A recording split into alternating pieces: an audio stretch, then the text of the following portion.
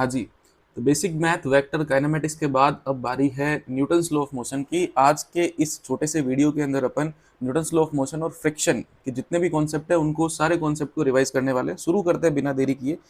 क्या पढ़ रहे हैं अपन? लॉज ऑफ मोशन रिवीजन कर रहे हैं, क्विक रिवीजन कर रहे हैं, एफिशिएंट रिवीजन कर रहे हैं। सबसे पहले फोर्स। फोर्स क्या होता है? कोई भी पुश या पुल जो एक तरीके का एफर्ट है और कुछ नहीं है, जो काम आता है किसी भी ऑब्जेक्ट के स्टेट ऑफ मोशन को चेंज करने में। उस एफर्ट को क्या नाम दिया जाता है? फोर्स नाम दिया जाता है। ऐसा यूनिट है न्यूटन। वेक्टर क्वांटिटी है, यानी कि डायरेक्शन होती है। डायरेक्शन आपको बतानी जरूरी है। दूसरी टर्म आती है इनर्शिया। इनर्शिया क्या है? कि भाई आपको फोर्स लगाना पड़ रहा है। आपको फोर्स क्यों लगाना पड़ रहा है? कि ऑब्जेक्ट अपनी स्टेट ऑफ मोशन में चेंज का कर रहा है अपोज। अपोज कर रहा है तो वो जो जिस प्रॉपर्टी से अपोज करता है उसे अपन बोलते हैं inertia. Inertia directly proportional to mass ज्यादा इनर्शिया, कम मास कम इनर्शिया। तो इनर्शिया तीन टाइप का: inertia of rest, inertia of motion, inertia of direction. ठीक है। इसके आप एग्जाम्पल देख सकते हो। एग्जाम्पल देख सकते हो, जैसे ही बस चल रही है, बस के सामने कोई आता है, ब्रेक मारने पड़ते हैं बस को, तो इसमें जो ऑब्जेक्ट होगा वो आगे की तरफ आता है। क्यों? क्योंकि वो मूव करना चाहता है इनर्शिया ऑफ मोशन के कारण। लेकिन जैसे ये बस रुकती है तो वो ऑब्जेक्ट आगे आ जाता है। वो अपनी स्टेट ऑफ मोशन को मेंटेन करना चाहता है। यही न्यूटन फर्स्ट लॉ कहता है कि कोई भी ऑब्जेक्ट, उसकी जो स्टेट है, उसकी जो भी स्टेट है, चाहे वो रेस्ट पर है चाहे वो मोशन में है, वो उसको मेंटेन करेगी। कब तक मेंटेन करेगी? जब तक उस पर कोई एक्सटर्नल फोर्स नहीं लग जाता। जैसे ही एक्सटर्नल फोर्स लगेगा तो वो स्टेट ऑफ मोशन चेंज हो जाएगा। ये एग्जांपल हो गया। दूसरा देखो, ये आपने देखा होगा सर्दियों में कंबल कंबल जो होती है उसको बार बार ऐसे पीटते हैं तो उसमें से धूल बाहर निकलती है। या गीले कपड़ों को ऐसे झाड़ते हैं तो उसमें से पानी बाहर निकल जाता है। क्यों? क्योंकि जो पार्टिकल्स हैं, डस्ट पार्टिकल रेस्ट पे रहना चाहते हैं, अचानक से मारते हो, मारने के कारण अचानक से मोशन आता है, वो उसका अपोज करते हैं तो बाहर आ जाते हैं। सिंपल सी बात है। नेक्स्ट इंपॉर्टेंट टर्म हमारे पास है मोमेंटम। मोमेंटम क्या है? मास मल्टीप्लाई वेलोसिटी। कोई भी ऑब्जेक्ट अगर v वेलोसिटी चल रहा है, उसका मास m है, तो उसका मोमेंटम p बराबर mv होगा। लेकिन इसका मतलब क्या है? इसका मतलब ये है कि कोई भी ऑब्जेक्ट कितना इम्पैक्ट क्रिएट करेगा, मोमेंटम उसको बताता है। या एक तरीके से बोल सकते हो किसी बॉडी के कंप्लीट मोशन को बता सकता है। एक चीज आपकी तरफ आ रही है 10 की स्पीड से, वो कितना इम्पैक्ट क्रिएट करेगी डिपेंड करता है कि उसका मास कितना है। अगर वो चीज हल्की है, एकदम छोटे से कागज के टुकड़े के बराबर है, तो कुछ भी नहीं होगा। लेकिन अगर बहुत बड़ा पत्थर है, 10 केजी का पत्थर है, ठीक है, उस केस में वो बड़ा इम्पैक्ट क्रिएट कर सकता है। तो उसी चीज को समझने के लिए क्वांटिटी बनाई गई है मोमेंटम। p बराबर mv वेक्टर क्वांटिटी होती है। जो वेलोसिटी की डायरेक्शन होती है वही किसकी डायरेक्शन होती है? मोमेंटम की डायरेक्शन होती है। इसको अपन लीनियर मोमेंटम भी बोलते हैं। नेक्स्ट हमारे पास है Newton second law. Newton second law कहता है, मतलब फोर्स की वैल्यू को एक्सप्लेन करता है कि फोर्स कितना लगेगा। न्यूटन सेकंड लॉ उसको बताता है। क्या बताता है? कि जो rate of change of momentum होगा वो फोर्स के डायरेक्टली प्रोपोर्शनल होगा। भाई फोर्स लगने से क्या होगा? फोर्स लगने से स्टेट ऑफ मोशन चेंज होगा, वेलोसिटी चेंज होगी तो मोमेंटम चेंज होगा। तो जो rate of change of momentum है वही फोर्स के बराबर होगा, या डायरेक्टली प्रोपोर्शनल होगा। अब p बराबर mv होता है। अगर आप मास को कांस्टेंट मान लो, इसको डिफरेंशिएट करो तो dv by dt acceleration f बराबर m है। असल में न्यूटन सेकंड लॉ ये है। ये उसका एक स्पेशल केस है जब मास क्या करते हो? कांस्टेंट मानते हो। ठीक है। जहाँ f न्यूटन में, मास केजी में, एक्सेलरेशन की यूनिट मीटर पर सेकंड स्क्वायर होगी। ठीक है। और देखो यहाँ सिंपल सी बात क्या है कि जितना ज्यादा फोर्स होगा उतना ज्यादा एक्सेलरेशन होगा, और जितना ज्यादा मास होगा उतना ही कम एक्सेलरेशन होगा। क्यों? क्योंकि a बराबर f बाई m। मास ज्यादा तो एक्सेलरेशन कम, सेम फोर्स पे। इसलिए तो इनर्शिया बोल रहे हैं। इसलिए तो बोल रहे हैं कि inertia directly proportional to mass. Inertia directly proportional to mass. ठीक बात। नेक्स्ट हमारे पास आता है Newton's third law. Newton's third law, first law हो गया, सेकंड लॉ हो गया, न्यूटन्स थर्ड लॉ कह रहा है कोई भी एक्शन है उसका इक्वल एंड ऑपोजिट क्या होगा? रिएक्शन होगा। मुद्दे की बात ध्यान से सुनिए, बच्चे इग्नोर करते हैं। एक्शन रिएक्शन कभी भी एक ऑब्जेक्ट पे नहीं लगते हैं। एक्शन रिएक्शन हमेशा दो अलग अलग ऑब्जेक्ट पे लगते हैं। दोनों का मैग्नीट्यूड सेम होता है, डायरेक्शन एकदम ऑपोजिट होती है। जैसे जब आप चलते हो, एक्शन रिएक्शन के कारण ही चल पा रहे हो। जब आप चलते हो तो पैरों से फोर्स लगाते हो पीछे की तरफ, फ्रिक्शन फोर्स होता है जिसके कारण आप एक्शन के आगे चल पाते हो, आपका एक्शन आगे। स्विमिंग करते हैं तो पानी को पीछे धकेलते हैं, तो पानी आपको वापस आगे फोर्स लगाता है, आप आगे चलते हो। रॉकेट लॉन्च होती है तो गैसेस बाहर निकलती है तो उन पे फोर्स लगता है, एक्शन का रिएक्शन ऊपर। रिकॉइल ऑफ गन, बुलेट को आपने बाहर फेंका गन से, तो गन ने बुलेट पे फोर्स लगाया, वापस रिएक्शन कहाँ खाएगा? पीछे खाएगा। ठीक है। अब जरूरी नहीं है कि एक एक्शन है दूसरा रिएक्शन, आप किसी भी फोर्स को एक्शन बोल सकते हो।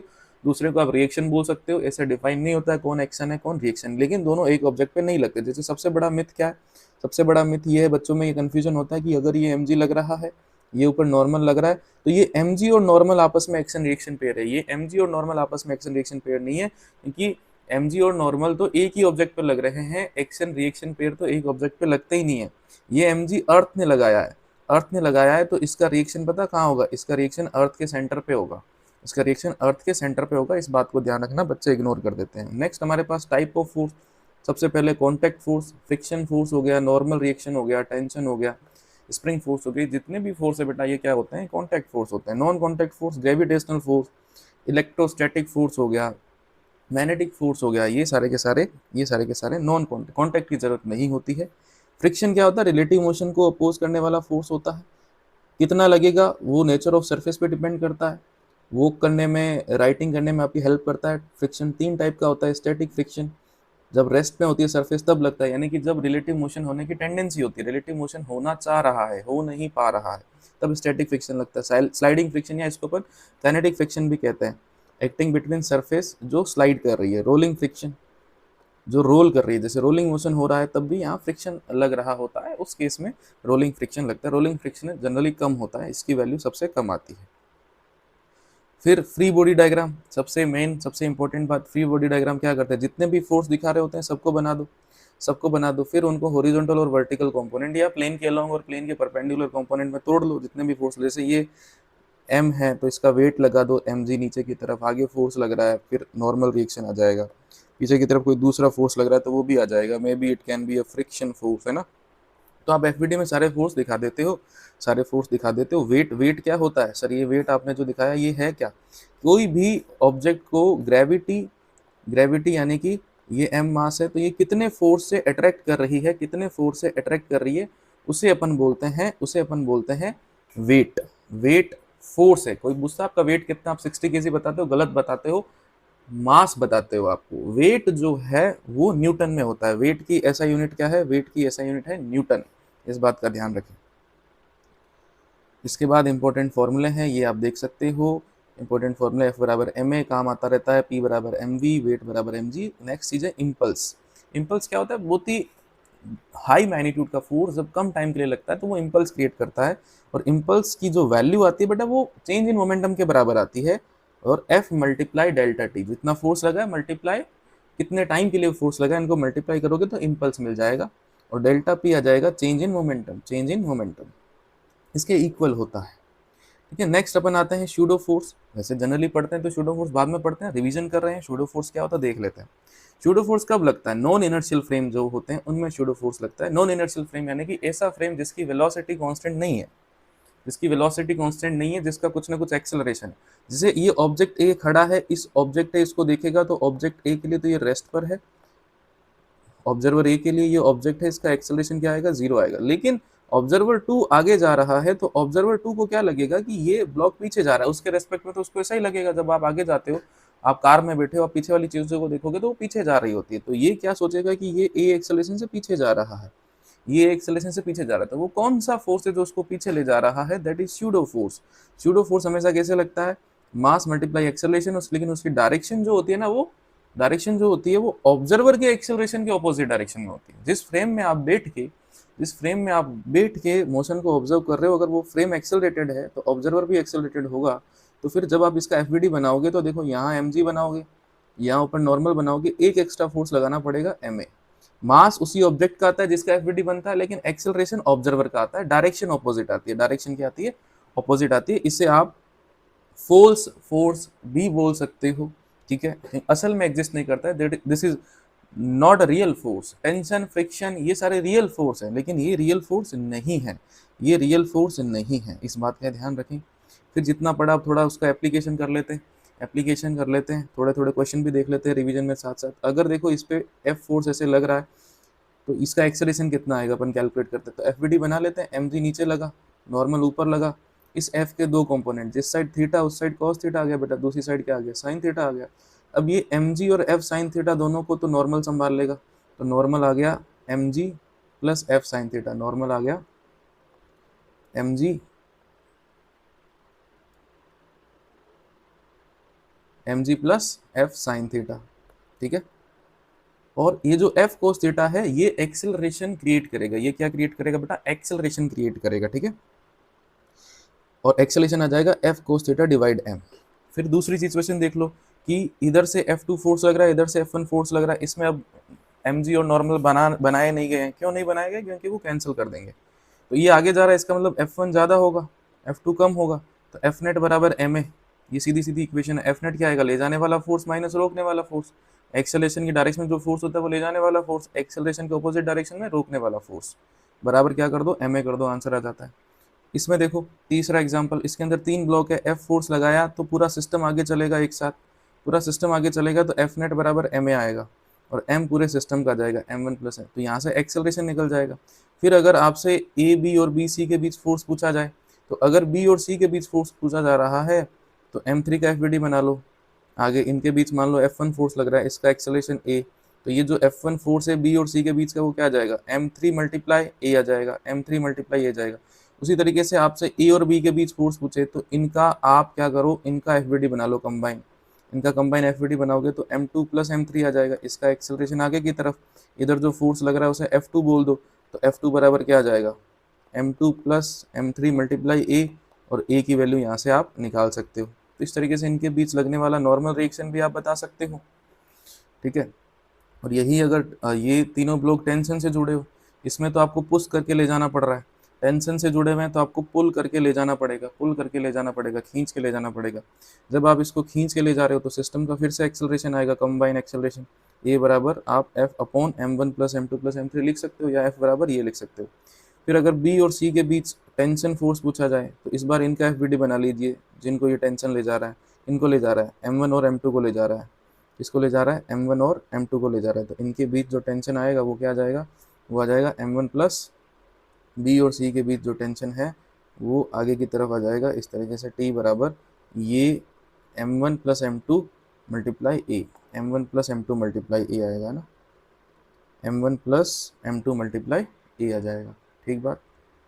आगे देखो, अगर कोई ऑब्जेक्ट नहीं चल रहा है, किसी ऑब्जेक्ट पे नेट फोर्स जीरो है, नेट फोर्स जीरो है तो एक्सेलरेशन जीरो आएगा।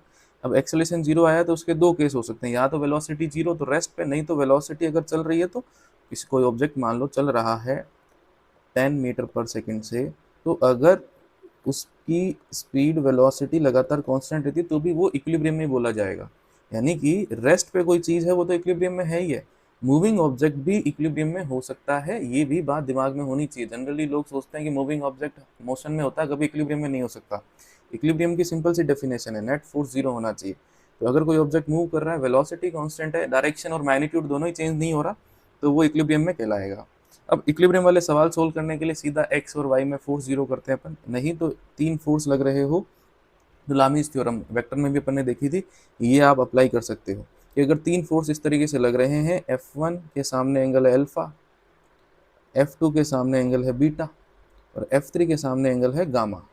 अगर ऐसा है तो ये रिलेशन वैलिड रहता है इक्विलिब्रियम के लिए, F1 upon sine alpha, F2 upon sine beta, F3 upon sine gamma, force उसके सामने वाले एंगल का रेशियो साइन के साथ, ठीक है। और कब होगा, जब इक्विलिब्रियम होगा तब लगाना है, जब इक्विलिब्रियम होगा तब लगाना है, स्टैटिक इक्विलिब्रियम। तो नेक्स्ट टॉपिक अपना वही है, जैसे अपन एग्जांपल भी कर लेते हैं, लामी थ्योरम देख ली, साथ ही साथ एग्जांपल देख लेते हैं। देखो ये ब्लॉक लटका रखा है, दो टेंशन है इधर और इधर, तो इन T1 T2 की वैल्यू निकालनी होती है, तो mg नीचे की तरफ लग रहा होता है। तो इस क्वेश्चन को आप दो तरीके से कर सकते हो। पहला तरीका, आप x डायरेक्शन में फोर्स जीरो कर सकते हो, आप y डायरेक्शन में फोर्स जीरो कर सकते हो। दूसरा तरीका है लामी थ्योरम।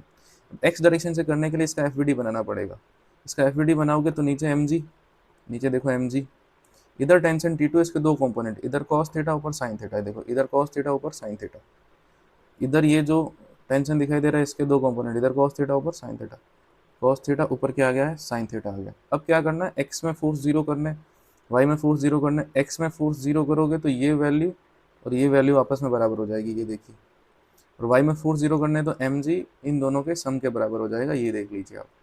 तो इसी क्वेश्चन को अगर आपको लामी थ्योरम से करना है तो भी आप कर सकते हो, कोई दिक्कत वाली बात नहीं है। ये देखो ये mg यहाँ लग रहा है, ये एंगल 90 होगा, तो ये एंगल 90 प्लस थीटा 2 हो जाएगा, पूरा ये रहा।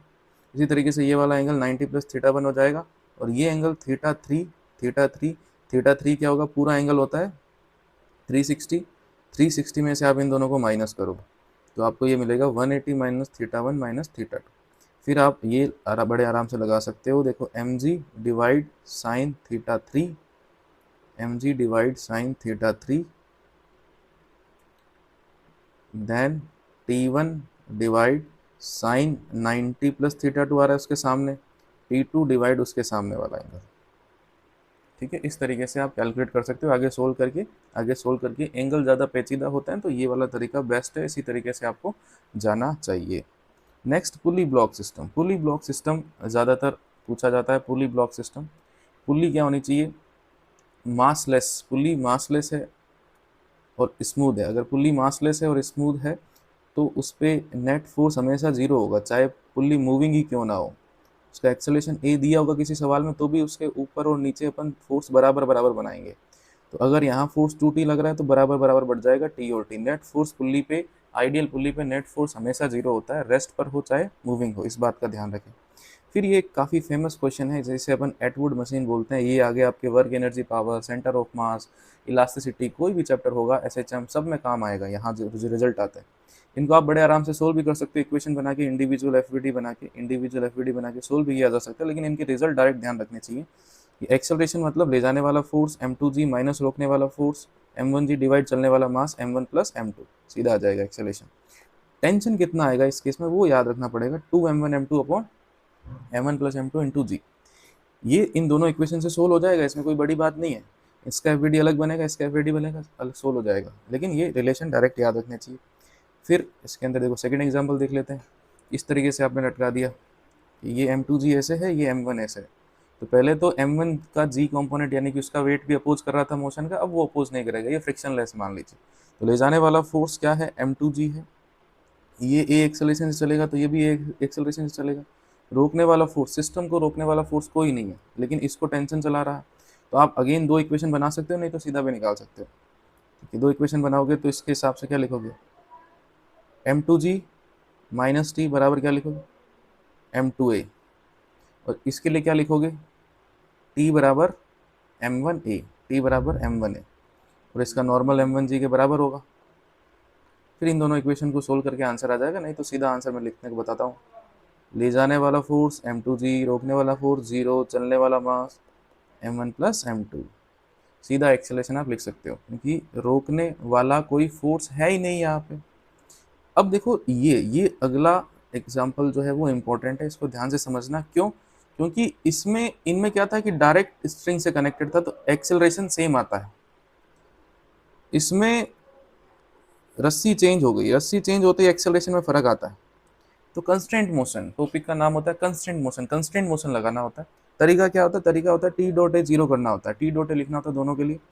इसको मान लो A2 एक्सेलरेशन से नीचे जाएगा, इसको मान लो A1 एक्सेलरेशन से आगे जाएगा। इसमें टेंशन आगे, इसमें टेंशन ऊपर। ठीक है, टी डॉट ए लगाना है। इधर टी डॉट ए करोगे तो प्लस का आएगा T1A1, इधर करोगे तो माइनस का आएगा। क्यों, क्योंकि एक्सेलरेशन नीचे, टेंशन ऊपर। जब इनको सोल्व करते हैं तो ये रिलेशन आ जाता है। नहीं तो आप सीधा सीधा भी लिख सकते हो, देखो यहाँ टेंशन 2 से मल्टीप्लाई हुआ तो एक्सेलरेशन 2 से डिवाइड हो जाएगा। सिंपल सी बात है। अब A1 बराबर आ गया 2A2, यानी कि अगर A2 की वैल्यू आप A मान लो तो A1 की वैल्यू कितनी हो जाएगी, A1 की वैल्यू हो जाएगी 2A। अब दोनों के लिए अलग अलग इक्वेशन बना लेते हैं। इसके लिए देखो m2g ऊपर 2t लग रहा है, बराबर क्या आ जाएगा m2a। और इसके लिए इक्वेशन बनाओगे तो t बराबर m1a1, a1 की वैल्यू कितनी है 2a। अब इस इक्वेशन को आप 2 से मल्टीप्लाई करो, पूरी इक्वेशन को सोल्व करो, आंसर आ जाएगा। इसी तरीके से देखो ये वाला सवाल है, इसमें ये सीधा था, इसमें ये इस तरीके से क्या कर दिया, इसको इंक्लाइन कर दिया। इंक्लाइन कर दिया तो क्या होगा, एक रोकने वाला फोर्स और आ जाएगा इधर, m1g का साइन थीटा, m1g का साइन थीटा फोर्स आ जाएगा। और नॉर्मल जो है वो m1g cos थीटा के बराबर होगा। एक्सेलरेशन का रिलेशन वही आएगा, देखो यहाँ टेंशन t है, यहाँ टेंशन 2t है, तो इसका एक्सेलरेशन a है तो इसका एक्सेलरेशन 2 होगा। बदलेगी क्या इक्वेशंस, m2g माइनस 2t बराबर m2a, m2g माइनस 2t बराबर क्या आ जाएगा, m2a आ जाएगा। दूसरी इक्वेशन देखो यहाँ से बनेगी, t T minus M one G sine theta बराबर M one multiply two A, T minus M one G sine theta बराबर बराबर एम वन ए वन, है ना, M one A one two A. फिर से इन दोनों को सोल्व कर सकते हैं, काम हो जाएगा। इसमें एक चीज़ और पूछी जाती है कि ये जो क्लैंप पे जो फोर्स लग रहा है वो कितना आएगा, तो ये जो टी इधर लगेगा, एक टी इधर लगेगा, इनका जो रिजल्टेंट आएगा इधर, ये टी इधर लगा, ये टी इधर लगा, क्लैंप को दबा रहा है दोनों टेंशन, तो यहाँ क्लैंप से फोर्स आएगा, तो वो इन दोनों के रिजल्टेंट की तो बराबर होगा क्योंकि पुल्ली तो रुकी हुई है। तो इन दोनों का रिजल्टेंट कैलकुलेट करना है, ये भी टी है, ये भी टी है, दोनों ही टी है, दोनों की डायरेक्शन जो है वो इस तरीके से है, ध्यान से देख लो। अब दो वेक्टर है, इनके बीच का एंगल अगर पता लग जाए तो काम हो जाएगा। इधर ध्यान से देखो, ये एंगल, ये जेड बन रहा है, देखो ये थीटा, ये भी क्या होगा थीटा, तो ये कितना बच गया 180 माइनस थीटा। तो आप सीधा सीधा फॉर्मूला लगा सकते हो, 2a cos theta by to भी लगा सकते हैं, इसे भी लगा सकते हो, 2t cos, इनके बीच का एंगल कितना है 180 माइनस थीटा बाई टू, ये भी कर सकते हो। नहीं तो formula a square plus B square plus 2ab cos theta, और इनके बीच का angle pi minus theta, pi by two minus theta, sorry 90 minus theta. तो वो फॉर्मूला लग जाएगा 2t cos 90 minus theta by two, 2a sine theta, 2a cos theta by two होता है ना, दो वेक्टर को ऐड करते हैं तो वो वाला फॉर्मूला लग जाएगा, ठीक है। नेक्स्ट हमारे पास है स्प्रिंग फोर्स। स्प्रिंग से रिलेटेड जितने भी क्वेश्चन है, तो स्प्रिंग, स्प्रिंग क्या करती है, स्प्रिंग फोर्स लगाती है। कैसा फोर्स होता है स्प्रिंग का, जो फोर्स होता है कंजर्वेटिव नेचर का होता है। स्प्रिंग क्या करना चाहती है, स्प्रिंग एक तरीके से अपनी लेंथ को मेंटेन करना चाहती है। कोई उसकी लेंथ को बढ़ाएगा तो उस लेंथ को कम करना चाहेगी, कोई उसकी लेंथ को, नेचुरल लेंथ को कम करेगा तो उसको बढ़ाना चाहेगी। तो अगर मैं यहाँ फोर्स लगाऊं, अगर मैं यहाँ मान लो कि इसको खींचूं फोर्स लगा के, तो स्प्रिंग फोर्स अंदर की तरफ लगेगा, क्योंकि इसको खींचने से क्या होगा, स्प्रिंग की लेंथ बढ़ेगी, स्प्रिंग की लेंथ बढ़ेगी तो स्प्रिंग फोर्स अंदर की तरफ लगेंगे। अगर मैं एक साइड फोर्स लगाता हूँ तो भी स्प्रिंग फोर्स लगेगा, और स्प्रिंग फोर्स दोनों एंड पे लगता है, स्प्रिंग फोर्स दोनों एंड पे लगता है, इस तरीके से लगता है कि वो अपनी डायरेक्शन को वापस, सॉरी अपनी लेंथ को वापस वो नेचुरल लेंथ के बराबर करने की कोशिश करेगी। जैसे ही मैंने इस पे आगे फोर्स लगाया F, इसका एक्सेलरेशन आएगा, पीछे स्प्रिंग फोर्स लगेगा, यहाँ भी स्प्रिंग फोर्स लगेगा, तो m1 का भी कुछ एक्सेलरेशन आएगा। तो अगर इनका एक्सेलरेशन निकालना है तो FBD बना हुआ है F माइनस स्प्रिंग फोर्स बराबर ma, इसके लिए सीधा करेंगे तो F स्प्रिंग फोर्स बराबर ma आ जाएगा। फिर स्प्रिंग को वर्टिकली हैंग करके उसके अंदर एक्सटेंशन पूछा जाता है। जैसे नेचुरल लेंथ पे थी ये, m हैंग किया, नीचे आ गई, कितनी नीचे आ गई, मान लो x नीचे आ गई, ठीक है, x नीचे आ गई। अगर x नीचे आ गई तो उस केस में क्या होगा, mg लगेगा नीचे की तरफ फोर्स, ऊपर की तरफ फोर्स लगेगा स्प्रिंग फोर्स। स्प्रिंग फोर्स बेटा कितना होता है, kx होता है।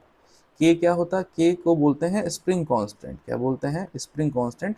स्प्रिंग के मटेरियल पे डिपेंड करता है, स्प्रिंग की लेंथ पे डिपेंड करता है। तो ऊपर की तरफ फोर्स लगेगा कितना, kx। फिर ये इक्विलिब्रियम में वापस आ जाएगा, इक्विलिब्रियम वापस आ जाएगा तो kx बराबर क्या आ जाएगा, mg। यहाँ से x बराबर mg बाई k, काफ़ी इंपॉर्टेंट रिलेशन है, बच्चे इसको डायरेक्ट याद रखते हैं। अब आगे आने वाले हर चैप्टर में ये यूज होता रहेगा। अगर सिचुएशन कुछ ऐसी दे रखी हो कि दोनों साइड mg हो, इधर टेंशन t, इधर टेंशन t, इसका FVD बनाओगे तो ऊपर स्प्रिंग फोर्स, नीचे 2t, t की वैल्यू mg के बराबर, यानी कि स्प्रिंग फोर्स की वैल्यू 2t यानी कि 2mg के बराबर। तो kx बराबर 2mg, तो x बराबर क्या आ जाएगा 2mg बाई k। दो स्प्रिंग एक साथ लगा दी, दो स्प्रिंग एक साथ लगा दी तो भी कोई दिक्कत नहीं है। ये स्प्रिंग, पहली स्प्रिंग, ये m1, ये दूसरी स्प्रिंग, ये m2, तो स्प्रिंग फोर्स यहाँ भी लगेगा, स्प्रिंग फोर्स यहाँ भी लगेगा।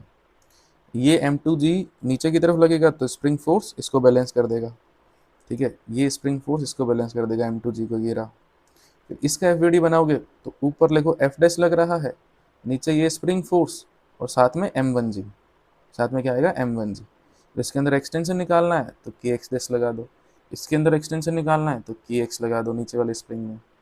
बड़े आराम से ये कैलकुलेट आप कर सकते हो, कोई दिक्कत वाली बात इसमें नहीं आएगी। नेक्स्ट इंपॉर्टेंट जहाँ बच्चे फंसते हैं वो है स्प्रिंग या स्ट्रिंग को कट करने वाले सवाल। देखो सिंपल सा है, दो, इसको करने का क्या तरीका होता है, आपको क्या करना होता है, आपको बनाने होते हैं दो FBD, एक पहले और एक बाद में, कट करने से पहले और कट करने के बाद। कट करने से पहले और कट करने के बाद FBD बनाने होते हैं। कट करने से पहले देखो, अगर आप स्ट्रिंग को कट करोगे, रस्सी को कट करोगे तो टेंशन जीरो, जिसको कट करोगे ना उसके अंदर तो टेंशन और स्प्रिंग फोर्स जीरो हो जाएगा। स्प्रिंग को भी काट सकते हो, रस्सी को भी काट सकते हो, तो उसके अंदर तो फोर्स जीरो हो जाएगा। अब बचे हुए के बारे में क्या ख्याल है, अगर बचा हुआ एलिमेंट स्ट्रिंग है तो उसमें टेंशन चेंज हो जाएगा, और बचा हुआ एलिमेंट अगर स्प्रिंग है तो उसमें फोर्स वही लगेगा जस्ट आफ्टर कटिंग, चेंज नहीं होगा, क्योंकि स्प्रिंग फोर्स को चेंज होने में थोड़ा समय लगता है। स्प्रिंग फोर्स को चेंज होने में समय लगता है, जिसको काट दिया उस पर तो आप हाथों हाथ फोर्स जीरो करना है, ठीक है, हाथों हाथ फोर्स जीरो करना।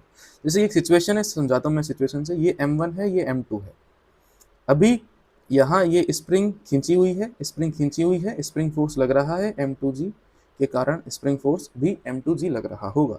अब इस रस्सी में कुछ टेंशन है, जैसे ही आप इस रस्सी को काट दोगे तो रस्सी को काटने से पहले देखो ये सिचुएशन है, M2 का FBD ऐसा बनेगा, F2 की वैल्यू M2G के बराबर होगी, M1 का FBD ये बनेगा, टेंशन की वैल्यू ये होगी। बिफोर कट FBD बन जाता है। फिर क्या करना है, आफ्टर कट FBD बनाना है। जैसे ही आप कट करोगे, जैसे ही आप इसको कट करोगे ना, कट करोगे तो क्या होगा कि जो M1 है, M1 जो है, M1 पे तो कौन सा फोर्स लगेगा नीचे की तरफ, स्प्रिंग फोर्स, वो तो चेंज होगा नहीं। M1 पे स्प्रिंग फोर्स चेंज होगा नहीं, नीचे M1 लग रहा है, लेकिन ऊपर का टेंशन क्या हो जाएगा, जीरो हो जाएगा। तो इसका एक्सेलेरेशन नीचे की तरफ आएगा, इसको कट करते ही हाथों हाथ M1 नीचे जाने की कोशिश करेगा। स्प्रिंग फोर्स पहले जितना लग रहा था उतना ही लगता रहेगा, कितना, M2G, M2G, ये आया M1G। तो एक्सेलेरेशन क्या आ जाएगा, spring force plus M1G divide उसका मास M1, ये आ जाएगा A1 का एक्सेलेरेशन। और M2 रेस्ट पे ही रहेगा, M2 का FBD वैसा ही बनेगा, क्यों, क्योंकि ऊपर स्प्रिंग फोर्स है और नीचे क्या है, M2G है, ये दोनों आपस में बराबर है। तो जस्ट आफ्टर कट A2 यानी कि सेकंड ब्लॉक का एक्सेलरेशन क्या आएगा, जीरो आएगा, सेकंड ब्लॉक का एक्सेलरेशन जीरो ही आएगा, इसमें कोई दिक्कत वाली बात नहीं। वही अगर इस तरीके से देखो, एक सिचुएशन और है आपके सामने, ये इसको M1 M2 है, रस्सी नीचे बांधी, स्प्रिंग ऊपर बांधी, इसको कट करेंगे तो क्या होगा, तो कट करने से पहले ये रहा FBD, यहाँ टेंशन T, नीचे M2G, इसमें टेंशन T नीचे की तरफ रस्सी के थ्रू, M1G ऊपर स्प्रिंग फोर्स, ठीक है। तो स्प्रिंग फोर्स की वैल्यू कितनी आ जाएगी, T प्लस M1G, और T की वैल्यू कितनी, M2G, तो spring force M1G plus M2G। जैसे ही कट करोगे, जैसे ही इसको कट करोगे, ये टेंशन हाथों हाथ जीरो हो जाएगा, ये टेंशन हाथों हाथ जीरो हो जाएगा, तो M2 तो बेचारा फ्री फॉल करेगा। M2 के साथ क्या होगा आफ्टर कट करने पर, पहले M2 के बारे में सोच लो कि M2 पे सीधा M2G फोर्स लगेगा, ऊपर कोई फोर्स नहीं लग रहा, यानी कि इसका एक्सेलरेशन कितना आ जाएगा, G आ जाएगा, जिसे अपन फ्री फॉल बोलते हैं, ये तो करेगा फ्री फॉल। लेकिन जो M1 है उसको देखो, M1 पे नीचे जो टेंशन लग रहा था ना, ये गायब हो जाएगा, देखो ये गायब हो गया, बाकी M1G लगता रहेगा और ऊपर स्प्रिंग फोर्स लगता रहेगा, पहले जितना लग रहा था, कितना, M1 प्लस M2G या T प्लस M1G, उतना फोर्स लगता रहेगा। अब इस ऊपर की तरफ जाएगा, क्यों, क्योंकि नीचे T लग रहा था तब बैलेंस हो रहा था, अब ये ऊपर जाएगा, कितना आएगा एक्सेलरेशन इसका, पहले ब्लॉक का, spring force minus M1G divide M1, ये आ जाएगा आपके पास इसका फोर्स। तो यही काम करना है, जिसको काट दिया, चाहे वो रस्सी हो चाहे स्प्रिंग हो, उसमें फोर्स जीरो, रिमेनिंग को देख लेना है, स्प्रिंग में फोर्स वहीं रख देना है, ठीक है। ये देखो, ये वो सिचुएशन है। फिर नेक्स्ट लिफ्ट वाले सवाल, लिफ्ट में वेट वाले सवाल बनते हैं कि अगर लिफ्ट रुकी हुई है तो एक्सेलरेशन G के बराबर लेना है, लिफ्ट के फ्रेम में आप बैठोगे तो सूडो फोर्स का कॉन्सेप्ट होता है ये, है ना, सूडो फोर्स। अगर लिफ्ट ऊपर की तरफ जा रही है तो आप इस लिफ्ट में बैठ के देखोगे, आप इस लिफ्ट में बैठ के देखोगे तो mg तो नीचे लग रही है, सूडो फोर्स के कारण ma नीचे आएगा, जिसकी वजह से mg प्लस ma इफेक्टिव जो एक्सेलरेशन है वो क्या हो जाएगा, G प्लस है। अगर लिफ्ट का एक्सेलरेशन ऊपर की तरफ है तो, अगर लिफ्ट का एक्सेलरेशन नीचे की तरफ है, लिफ्ट का एक्सेलरेशन अगर नीचे की तरफ है तो उस केस में सूडो फोर्स ऊपर लगाओगे तो हल्का, कोई चीज हल्की महसूस करेगी, mg नीचे लग रहा था, ऊपर एक फोर्स लगने लग गया, इसलिए जब आप लिफ्ट नीचे आ रही है तो आपको हल्का महसूस होता है, आप झूला झूल रहे हैं, उसके अंदर टॉप मोस्ट पॉइंट से नीचे आते हैं तो आपको हल्का महसूस होता है। इस केस में G इफेक्टिव कितना हो जाएगा, G माइनस, और फ्री फॉल हो रहा है, यानी कि A की वैल्यू G हो जाएगी, A की वैल्यू G, तो ये वेट हो जाएगा जीरो, तो W अपेरेंट जीरो, यानी कि एकदम अपना भार महसूस होगा ही नहीं, एकदम हल्का हल्का, एकदम हल्का महसूस होगा। और सूडो फोर्स का कॉन्सेप्ट कहाँ आता है, ये देखो काफी फेमस क्वेश्चन है पेंडुलम वाला, कि गाड़ी अगर सीधी है तो ये सीधा रहेगा, गाड़ी को अगर आगे की तरफ एक्सेलरेट कराते हो तो ये एंगल कैलकुलेट करना होता है, तो सबसे पहले mg बनाना होता है, फिर आप गाड़ी में बैठ के FBD बनाते हो तो इधर बनाना होता है आपको पीछे की तरफ सूडो फोर्स ma, फिर यहाँ टेंशन T, और ये इस तरीके से FBD बना लेना है, FBD बना के T cos थीटा को mg के बराबर, T sin थीटा को ma के बराबर, T पूछे निकाल देंगे, एंगल पूछे निकाल देंगे, एंगल पूछे तो भी निकाल देंगे। फिर सूडो फोर्स का कॉन्सेप्ट, सूडो फोर्स का कॉन्सेप्ट इसमें वेज ब्लॉक में भी पूछा जाता है, देखो क्या कहता है, सवाल क्या आता है, देखो कि इस पे कितना फोर्स लगाऊं, ये वो फेमस क्वेश्चन है जो मैं आपको करा रहा हूँ, जो काफी इंपॉर्टेंट है। ये ब्लॉक है, इसके ऊपर ये दूसरा, सॉरी ये वेज है, इसके ऊपर ब्लॉक रखा हुआ है, अगर इसको छोड़ दें सिस्टम को तो ये m नीचे आएगा। क्वेश्चन का कहना क्या है कि इसको आगे की तरफ एक्सेलरेट कराओ ताकि ये स्टेशनरी रहे, इसके रेस्पेक्ट में मूव ना करे। तो क्या होगा, जैसे आप इसको आगे की तरफ मूव कराओगे और यहाँ बैठ के एफ बनाओगे तो mg लग रहा है, इधर क्या लगाना पड़ेगा, ma। फिर ma का ये कंपोनेंट और mg का ये कंपोनेंट ने अगर एक दूसरे को बैलेंस कर दिया तो ये रेस्ट पे रह जाएगा। तो ma ये एंगल थीटा, तो ये भी थीटा आ गया। देखो इधर क्या आएगा, ma का कॉस थीटा, ये आ गया ma का कॉस थीटा, इधर mg है, इधर mg का साइन थीटा आता है। इन दोनों को बराबर कर दो। फिर नॉर्मल क्या करेगा, नॉर्मल इनके बाकी दोनों कंपोनेंट को संभाल लेगा, नॉर्मल बाकी दोनों कंपोनेंट को संभाल लेगा। इनको बराबर करोगे, टेन थीटा आ जाएगा, ए का वैल्यू आ जाएगा, ठीक है, ए का वैल्यू आ जाएगा। फिर इसका एक्सेलरेशन क्या आएगा, आपसे फोर्स पूछा है ना, तो दोनों अब एक ये इसके रेस्पेक्ट में मूव नहीं कर रहा, तो एक साथ मूव कर रहे हैं एज अ सिस्टम। तो F बराबर ma, F बराबर ma, तो A बराबर F divide total mass system का, टोटल मास सिस्टम का। तो यहाँ से टोटल मास सिस्टम का आप कैलकुलेट करके टेन थीटा कैलकुलेट कर सकते हो। नेक्स्ट हमारे पास है न्यूटन थर्ड लॉ को फिर एक बार और देखते हैं, है ना। Every action has equal and opposite reaction. तो इसके जो क्वेश्चन बनते हैं ना वो कहाँ बनते हैं, इसके क्वेश्चन बनते हैं मोमेंटम कंजर्वेशन में, कि F बराबर delta P by delta T। अगर आप सिस्टम मान लो, किसी दो जनों को सिस्टम, कम से कम दो ऑब्जेक्ट आपको लेने पड़ेंगे, इसको अगर आप एज अ सिस्टम मान लो और सिस्टम पे कोई बाहर से फोर्स ना लगे, सिस्टम पे खाली इंटरनल फोर्स लग रहे हैं, अगर एक्सटर्नल फोर्स जीरो है सिस्टम पे तो एफ नेट जीरो आएगा, तो मोमेंटम में चेंज नहीं आएगा, सिस्टम के मोमेंटम में चेंज नहीं आएगा। सिस्टम एक से ज़्यादा पार्टिकल से मिलकर बना हुआ है, इंडिविजुअल पार्टिकल के मोमेंटम में चेंज आ सकता है लेकिन कंबाइंड चेंज नहीं आएगा। तो सिस्टम का इनिशियल और फाइनल मोमेंटम सेम रहेगा। रिकॉइलिंग ऑफ गन, अभी एग्जांपल थोड़ी देर पहले मैंने पढ़ा था, रिकॉइलिंग ऑफ गन यानी कि जैसे ही बुलेट फायर होगी तो अगर आप इसको एज ए सिस्टम मान लोगे तो गन ने बुलेट पे फोर्स लगाया, बुलेट ने गन पे फोर्स लगाया, शुरुआत में दोनों का मोमेंटम जीरो था तो अब भी दोनों का मोमेंटम जीरो रहेगा मिला के। लेकिन इंडिविजुअल के पास मोमेंटम आ गया तो जितना इस पे आगे की तरफ, इस पे उतना ही मोमेंटम पीछे की तरफ, तो इसका मोमेंटम एम यू बराबर कर देते हैं एम वी। तो यहाँ से रिकॉइलिंग स्पीड आपसे पूछी जाती है, वो निकाल सकते हैं। सेम इसके अंदर कौन से सवाल बनते हैं, सेम इसके अंदर रॉकेट वाले सवाल बनते हैं। रॉकेट प्रोपल्शन, रॉकेट ऊपर की तरफ जाती है, जैसे यहाँ पीछे की तरफ गैसेस निकलती है, ऊपर की तरफ फोर्स लगता है थ्रस्ट फोर्स। थ्रस्ट फोर्स की वैल्यू आती है वी रिलेटिव, जिस रिलेटिव वेलोसिटी से गैसेस बाहर निकल रही है, मल्टीप्लाई dm बाई dt। पर सेकंड कितना मास इजेक्ट हो रहा है, पर सेकंड कितना मास इजेक्ट हो रहा है। फिर एक्सेलरेशन इसका कहाँ आएगा, इसका एक्सेलरेशन ऊपर की तरफ आएगा, वो एक्सेलरेशन आपको कैलकुलेट करना है। तो Newton's third law, F thrust minus M G बराबर क्या आएगा, एम ए आएगा। तो इस तरीके से आप एक्सेलरेशन इसका कैलकुलेट कर सकते हैं। तो ये था हमारे पास स्प्रिंग वाला पार्ट और रॉकेट वाला पार्ट, स्यूडो फोर्स वाला पार्ट, कंजर्वेशन ऑफ मोमेंटम वाला पार्ट। नेक्स्ट हमारे पास है फ्रिक्शन। फ्रिक्शन क्या है, तो बेसिकली फ्रिक्शन भी एक तरीके का कांटेक्ट फोर्स है। कांटेक्ट फोर्स क्या करता है, वो दो सरफेस के बीच ये रिलेटिव मोशन हो रहा होता है ना, रगड़ाहट जो हो रही होती है, उसको स्लिपिंग को अपोज करता है, स्लिपिंग को अपोज करता है फ्रिक्शन फोर्स। ये भी एक्शन रिएक्शन में लगता है, दुनिया के अंदर हर फोर्स आपको पता है एक्शन रिएक्शन में लगता है। तो अगर ये ब्लॉक है, इस पे एक एफ फोर्स आगे की तरफ लगा के इसको आगे ले जाने की कोशिश की जाए तो फ्रिक्शन लगता है इस पे पीछे की तरफ। अगर ये मूविंग है तो इस पे फ्रिक्शन लगता है काइनेटिक फ्रिक्शन, अगर स्टैटिक है तो फ्रिक्शन स्टैटिक फ्रिक्शन लगता है। और ये स्टैटिक फ्रिक्शन अपनी वैल्यू को एडजस्ट करता रहता है, सेल्फ एडजस्टिंग फोर्स है।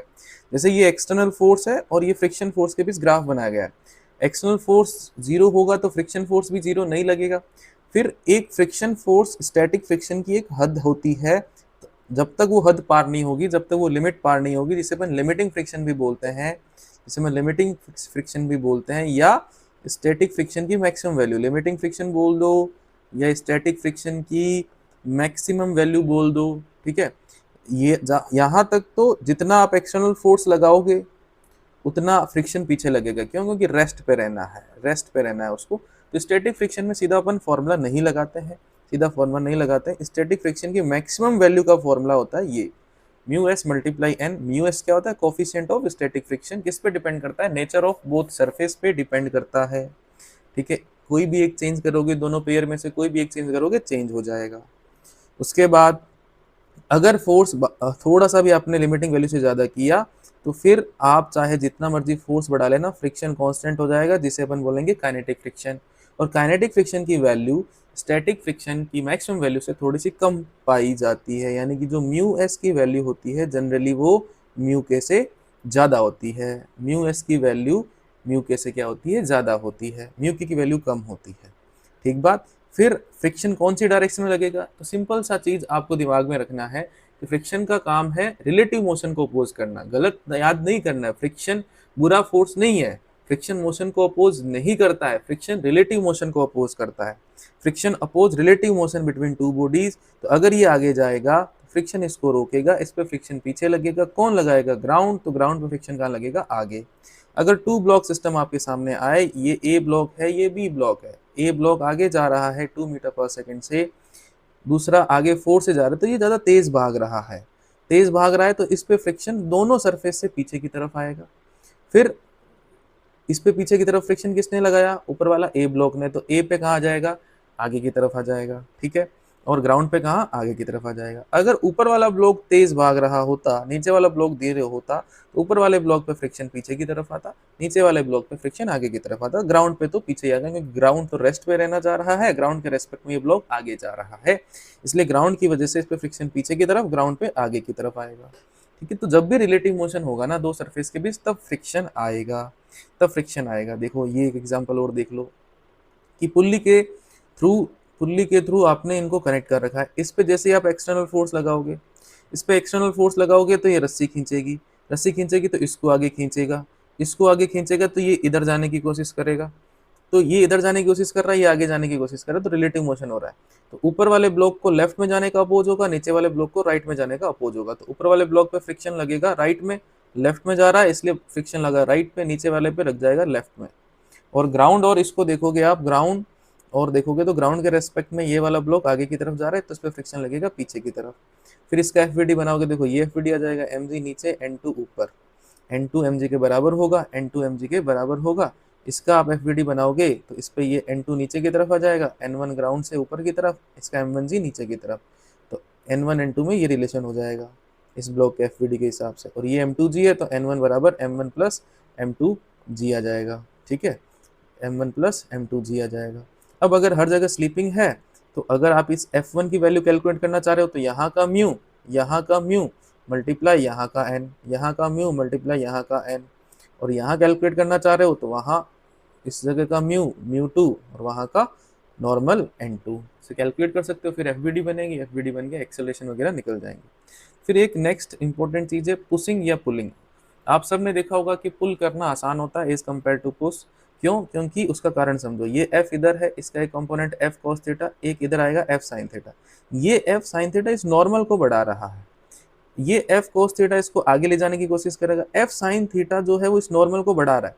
जितना ज्यादा नॉर्मल होगा लिमिटिंग फ्रिक्शन की वैल्यू उतनी ही ज्यादा, नॉर्मल जितना ज्यादा लिमिटिंग फ्रिक्शन की वैल्यू उतनी ज्यादा। तो इस केस में इसको आगे की तरफ ले जाना मुश्किल होगा, इसको आगे की तरफ ले जाना मुश्किल होगा। अगर आप इसको पुल करो इस तरीके से किसी एंगल थीटा पे, तो एक फोर्स इसको आगे ले जा रहा है f cos थीटा, ऊपर f sin थीटा क्या कर रहा है, इस नॉर्मल को सपोर्ट कर रहा है, यानी कि इस नॉर्मल की वैल्यू कम आएगी, इस नॉर्मल की वैल्यू कम आएगी। तो यहाँ देखो इस केस में n1 आया mg plus f sin theta, और इस केस में जो n2 है वो mg में से ये f sin थीटा माइनस किया तब आया। अब अगर इसको आगे ले जाना है तो म्यू n2 को ओवरकम करना पड़ेगा, n2 की वैल्यू कम है तो रिक्वायरमेंट क्या रहेगी, यहाँ कम रहेगी, कम रहेगी। अब इसके बाद भी इतना तो पता लग जाता है कि पुल करना आसान है, उसके बाद भी आप इस थीटा को एडजस्ट करके इस फोर्स को और मिनिमम कर सकते हो, इस फोर्स को और मिनिमम कर सकते हो। देखो कैलकुलेशन कर लेते हैं कि जैसे ये चलने वाला होगा, ये f cos थीटा की वैल्यू म्यू n के जस्ट बराबर होगी, और n कितना है, mg minus f sin theta, ठीक है, क्यों, क्योंकि n plus f sin theta किसके बराबर आएगा, mg के बराबर, तो ये इधर आके माइनस हो जाएगा, mg minus f sin theta हो गया। तो f बराबर क्या आएगा, इसको उधर ले जाओ कॉमन आ जाएगा, f बराबर हमारे सामने ये इक्वेशन आएगी। अब इस इक्वेशन में देखो ये थीटा वेरिएबल है, इस थीटा को एडजस्ट करके आप इसका f का और मिनिमम वैल्यू निकाल सकते हो। तो इसके लिए एक डिफरेंशिएशन वाला मेथड भी फॉलो कर सकते हो जो लिखा हुआ है, नहीं तो एक सिंपल सा तरीका a sin theta plus b cos theta लिखा हो तो इसकी मैक्सिमम वैल्यू क्या होती है बेटा, under root a square plus B square.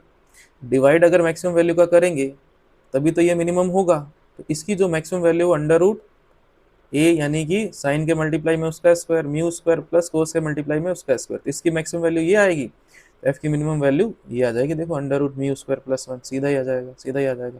और इस टाइम पे बेटा आप डिफ्रेंशिएट करके देख सकते हो कि वो थीटा होगा कितना, तो tan थीटा बराबर म्यू रिलेशन आता है, tan थीटा बराबर क्या रहेगा, tan थीटा बराबर म्यू रहेगा, ये रिलेशन आता है। ठीक बात। नेक्स्ट हमारे पास है कॉन्टैक्ट फोर्स। फ्रिक्शन और नॉर्मल दोनों को मिला के, फ्रिक्शन और नॉर्मल दोनों को मिला के जो ये रिजल्टेंट बनता है इसको अपन बोलते हैं कॉन्टैक्ट फोर्स, नॉर्मल और फ्रिक्शन का रिजल्टेंट। अब इसकी मिनिमम वैल्यू के लिए क्या कर दो, फ्रिक्शन को 0 कर दो, मैक्सिमम वैल्यू के लिए इस फ्रिक्शन को मैक्सिमम कर दो, जो कि म्यू एन हो सकता है। फिर ये जो नेट कॉन्टैक्ट फोर्स नॉर्मल के साथ जो ये एंगल बनाता है ना लैम्डा, इसे अपन एंगल ऑफ फ्रिक्शन बोलते हैं।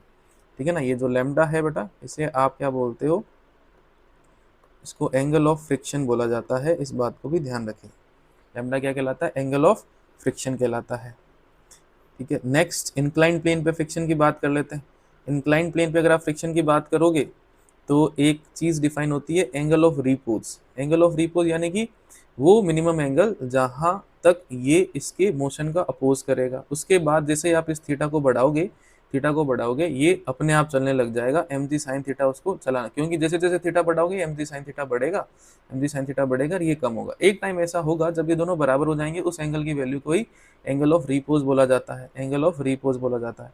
तो एम जी साइन थीटा जब एफ एस मैक्स के बराबर हो जाएगा, फ्रिक्शन के मैक्सिमम वैल्यू के बराबर, फ्रिक्शन की मैक्सिमम वैल्यू कितनी आएगी, म्यू एन, एन किसके बराबर, एम जी कॉस थीटा के बराबर। तो जब एम जी साइन थीटा, जब M G sine theta mu M G cos theta के बराबर हो जाएगा तो ये चलने लग जाएगा। M G sine theta mu M G cos theta को बराबर करो, देखो एम जी से एम जी कट जाएगा, म्यू बराबर sine upon cos, tan theta बराबर अगेन म्यू आएगा, अगेन टेन थीटा बराबर क्या आ गया, म्यू, थीटा बराबर टेन इनवर्स म्यू। यानी कि अगर एंगल टेन इनवर्स म्यू से कम होता है तो स्लिपिंग नहीं होगी, स्लिपिंग नहीं होगी तो फिर फ्रिक्शन आपसे पूछा जाए तो उस केस में बेटा ध्यान से सुनना क्या बोल रहा हूँ मैं, फ्रिक्शन आपसे पूछा जाए तो उसका value M G sine theta के बराबर होगा, क्योंकि वो रेस्ट पर रहेगा। ठीक है, और एंगल अगर इससे ज्यादा होता है तो स्लिपिंग हो जाएगी। फिर फ्रिक्शन कौन सा लगेगा, काइनेटिक फ्रिक्शन लगेगा, म्यू के मल्टीप्लाई एन, उसकी वैल्यू फिक्स होती है, उसकी वैल्यू फिक्स होती है।